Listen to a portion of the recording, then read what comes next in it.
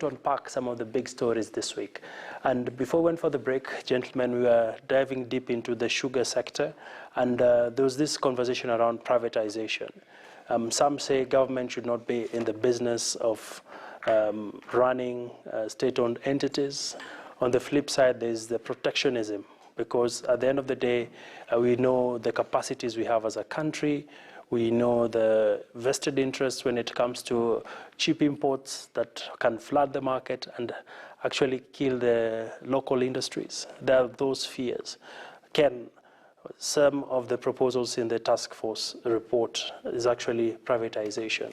We have over 6 millers that are state-owned, and all of these millers have been sort of struggling when it comes to the financial management and just operating at optimum. From your interpretation of things, is it a worthy move for us to go the privatization route, or how do we still manage the industry without not privatizing? Well, it's a delicate conversation.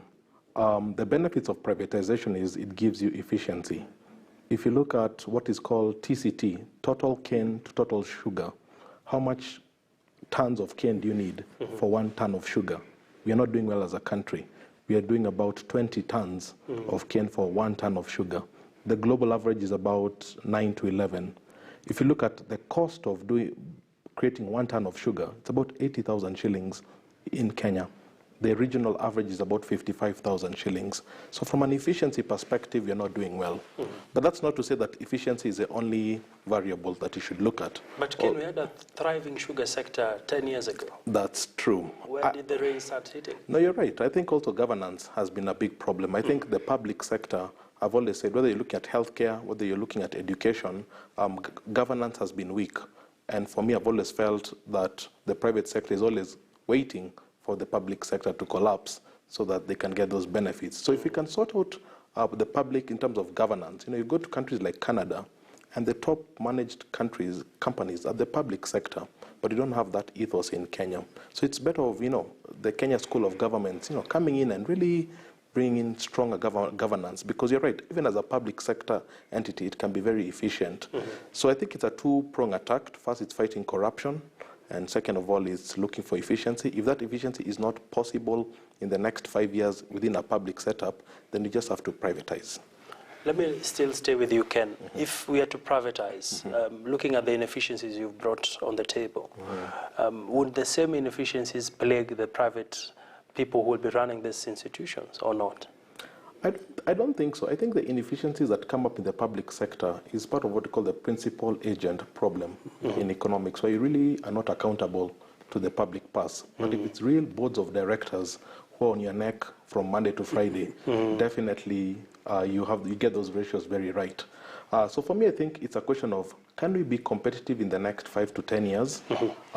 If the answer is yes, then we should protect the industry until the public sector can be able to live. But if there is no indication that we can compete with the region, because right now we are paying 25 shillings per kilo more than in the region.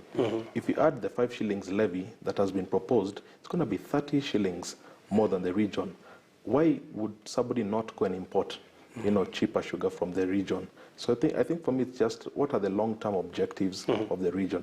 The challenge with efficiencies, when you look only for efficiencies, you can end up creating a lot of unemployment, where a lot of farmers now are just wallow in poverty. So again, it's also part of the education system. Are people able to transition? If somebody leaves sugarcane farming, can he move to another industry? So it's also part of this competence-based curriculum that we have. Does it allow people to easily adjust to other sectors? But Horo, would this be a huge indictment to say that in the public service you don't have competent men and women who can run things efficiently? At the same time, of course, drawing from Ken's philosophy, that there's the issue of being hands-off. It's government, it's public sector, value for money for shareholders is not really a big issue. But like he says, in Canada, we have some of the best-run public sector companies. So I would want not to believe that we don't have enough people in the public service to run the sugar industry. What are your thoughts? I think it's a fairly simple premise. If you have profit and you're generating profit, you protect it. And so you by the nature of profit, means you have to minimize costs, maximize revenue, so the profit motive keeps you efficient. The public servant is not driven by the same. Hopefully they're driven by the public good. But by the same token, the incentives that they have for efficiency will not be the same as the private sector. Allow me to challenge you on this, because KRA is a public company. True. Kenya Pipeline is a public company. National Oil is a public company. And we're seeing they're reporting really good profits. Yes. Why not the same for the sugar industry? Well, you see, then you go by sector, and I think it's historically as a sector called the sugar industry. In fact, we'd say for all commodity markets, there has been it seems an inherent structural inefficiency in the way it runs, and it's because the extent to which the profit motive is allowed to dominate the agenda, the operations, then now that creates a problem for it. I think what I'd say also is that quite apart from profit motive, the fact that incentives for the managers cannot be the same as the private sector. Quite apart, for example, if you perform well, you get rewarded fairly quickly in the private sector. In the public sector, probably not. So do we need to change this? So I would actually say maybe there's a strategy for saying, okay, if you're going to privatize, don't privatize overnight, but start by privatizing one completely and create it as a standard for others to compete against. And sometimes that's what you need in competition. That's what you need, a sense of competition within even among millers. Okay. Yeah. And gentlemen, this is a very motive issue for me, because the Sugar Belt region is having enormous potential, not just for Kenya, but also for the region. And of course, we can't really exhaust the sugar industry in one sitting. Gentlemen, allow me to move to the next subject of focus. Allan Kilavuka is set to take the leadership mantle at Kenya's struggling carrier, Kenya Airways, after the board confirmed him as the substantive CEO. This comes in as the board made note that Kilavuka had begun a strong turnaround while serving in an acting capacity. Kilavuka, who is the current CEO of KQ's subsidiary, Jambo, will relinquish this position come end of March. Allan has over 23 years' experience in leadership, management, and extensive knowledge in Africa's business environment. He also has proven success in new organization setups, change management, financial planning, process improvement, and responsible strategic leadership. Kilavuka will now be tasked with shepherding Kenya Airways back to profitability. The airline has been on a loss-making streak with high operational costs that the carrier has been seeking to tame. It's not allowed on the flight. Now, on top of that, we also make sure that we are sterilizing the aircraft before and after. Our staff, our crew, also use protective equipment on the flight and off the flight. And then, of course, we make sure that the communication to both staff and crew is clear. Now, over and above that, we, of course, are working also in collaboration with the Ministry of Health and the Port Health of Jomo Kenyatta International Airport and also Banzu. Well, that is Allan Kilavuka, the man of the moment. He has assumed the very delicate position of the CEO and managing director of the largest airline in the region. That is the Kenya Airways in East Africa. Gentlemen, of course, turbulent times for KQ. The last financial results did see them still in a loss-making territory, where they made losses just in the region of just about 7 billion, if I'm not wrong. And of course, the company has been really on a charm offensive when it comes to trying to cut back on its costs, and of course minimize the wastage and trying to work out the routes that are not profitable. And KQ, of course, is parastatal, in quotes, Ohoro. From the KQ experience, you've seen airlines such as Ethiopia doing pretty well, heavily subsidized by government intervention. For KQ, what will be defining Allan Kilavuka's new task, even as he considers how to turn this great airline back into profitability? A very hard-nosed approach to his cost structures. I think from everything you've seen about Kenya, KQ, at one point I think it had a very broad ambition. And sometimes when you have too broad an ambition, it creates a problem for you because then you can't always finance the broad one. So for him to be a very hard-nosed view to costs, very much cutting back onto focusing on where the profitable routes are for now. I know there's a need to project a national image. Yes. But the first priority must be your revenue streams are secured and your cost structure is such that you have no fat, so to speak. And of course, it's easier said than done. I am concerned a bit about the fact that the subsidiary he ran was a loss-making one. So maybe the elephant in the room to me also be, what is it about the structure of both Jambo Jet and KQ that have trapped it in a loss-making paradigm? Some are clear. When you look at how, for example, the Ethiopians run Ethiopian Airlines, there is absolutely no room in the Ethiopian Airlines is run for what shall we call it, kindly, governance slippage. Some things in terms of commercial outlook. And this, of course, a government is entity. But because the government is extremely hard on governance and cost management, I think Ethiopian Airlines has been basically it's an airline for Africa at the moment. All right. Yes. Ken, you did attend their investor briefing, if I'm not wrong. Right. And some of the issues that dominated that press conference was that KQ will not be really trying to spend a lot when it comes to new routes and just expanding as fast as it had done in the past. What will shape the airline's next financial year now that we are seeing they are narrowing down the losses? They're slowly trying to edge back to profitability, but still, the shareholders are still asking, when will we stop the bleeding? You're absolutely right. And they did a good job at the investor briefing because what came out very clearly was that the leasing costs were very high. Yes. The challenge there is these leasing costs are tied 10, 15 years. So it's very hard for him to undo it because it's a contract. And the question is, can you get out of these expensive contracts? Because they have flights where what is called the passenger load factor is less than 50%. So why take a route to Seychelles where you're flying 20, 30%?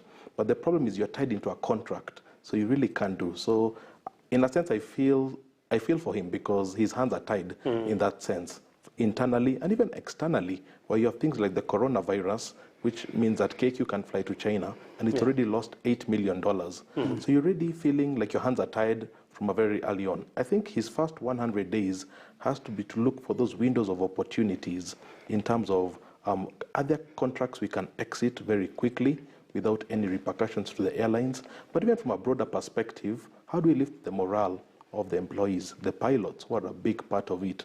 There was a time when we were young, we all wanted to be pilots. Piloting was a very prestigious profession, but you feel nowadays when you watch the news, you feel like it's a strenuous profession where they're always on strike. So I think first he has to start with the emotional part before he gets windows of opportunities to make hard decisions. All right. Some say too big to fail. All right. Gentlemen, we now need to move on to our next item of discussion. And investors across the world are getting more pessimistic as the confirmed cases of coronavirus rise globally. Over the course of this week, experts have noted that stock markets across the globe are seeing their worst performances since the global financial crisis of 2008. Kitchen's Malika Kazia now takes a look at the numbers from around the world and the deep implications the coronavirus has left in its wake. The global markets watch continues to return worrying numbers, with dips across the board. The ballooning number of confirmed cases of the coronavirus in China and elsewhere has led to investors worrying that this could mean a prolonged global economic slowdown. The market's moves reflect companies' warnings about the effects of the coronavirus on their supply chains and overall financial health. In the US, the Dow Jones Industrial Average plunged nearly 1,200 points on Thursday. This week, the Dow saw its worst 4 days since the 2008 financial crisis. It closed down by a record 4.4% on Thursday, now nearly 12% off its recent high. Mega companies have registered mammoth meltdowns, the likes of Microsoft by about 7.05%, Amazon by 4.81%, and Apple by 6.54%. As for the latest market performances from around the rest of the world, shortly after opening this morning, the UK's FTSE 100 index was down by 3.3%. All the main European share indexes saw big falls as trading got underway on Friday, with Germany's DAX index opening down 3.6%. France's CAC 40 index fell 3.1%. Australia's main share index, the ASX 200, fell by more than 3.3%. Meanwhile, Indian stock markets also fell heavily today, with the Nifty 50 and Sensex indices both down by around 3%. Asian stock markets did react badly when the outbreak emerged in China, but had stabilized until now. China's Shanghai Composite Index fell by 3.7% today. The Bank of America has tentatively predicted that global economic growth is likely to be the worst this year since the Great Recession, as headwinds from the coronavirus, coupled with other factors, continue to build. Malika Kazia, KTN Business.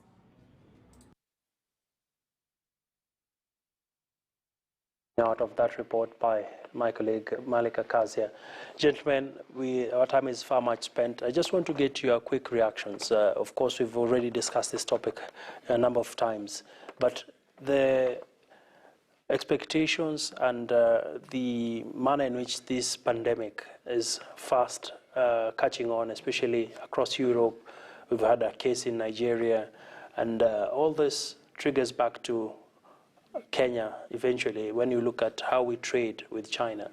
And Ken, we know a lot of importers, both locally, really at a very disadvantaged place right now, where they cannot get their goods out of China, neither can we take our goods down to China. How will this impact on the trade ties between the two countries when you look at the big picture? You know, when the corona problem began, we called it a Chinese problem. But now it's actually a global problem. Italy has become a hotbed of the coronavirus.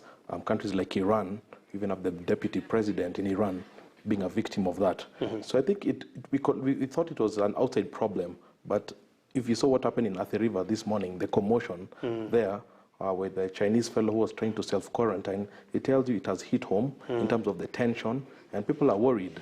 I was very worried about the whole self-quarantine thing because now you don't really know what that really means. Sure. I think in terms of importers and exporters, definitely it's going to be a blow for their businesses.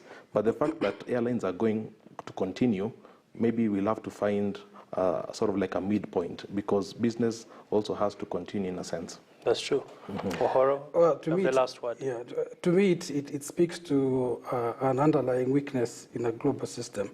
And that's the overdependence on one economy for manufacturing. Hopefully this will start a conversation around about how industries can diversify in terms of your supply chain. Yeah. That might not be an easy one, but I think even for China, they will see some changes in the strategy of other markets to be not so dependent on only the one Chinese market. All right. As far as health is concerned, I think, as my colleague has said, I think looking at the papers this morning was very telling that a lot more needs to be done. Very sure. Well, thank you so much, gentlemen, for your time, for your great insights. That has been Week in Perspective. We can always count on our team here every Friday to get your very unmatched dose of very interesting analysis from our distinguished panelists, that is Ohoro Ndoho and Ken Gishinga. Thank you so much, gentlemen. Well, that's where we're going to wrap it up for the week as we usher in the weekend. We do thank you for your valid company, and do stay safe even in these very interesting times of coronavirus. My name is Abia Gina. Coming up next is our Swahili tip.